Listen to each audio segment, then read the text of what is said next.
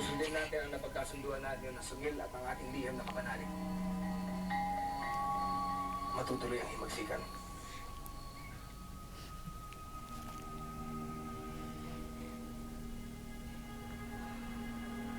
Binayaan, anak.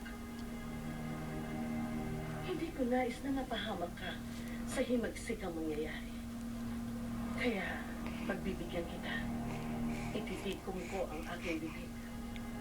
At hindi ako gagawa ng anumang hakbang na hahadlang sa mga binabalak ninyo ni Bagani. Kaya umasa ka na hindi ko isusuplong ang Ginoo, Sarah.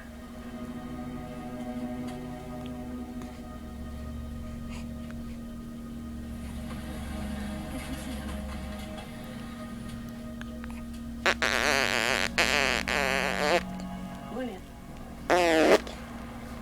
may kapalit ang aking pananahimik. Anong nais mo kapatid? Nais ko na ituloy mo ang ibig kong mangyari noon pa. Akitin mo si Rahab Rahab. Isuko mo sa kanya ang iyong sarili upang gawin kanyang sandi.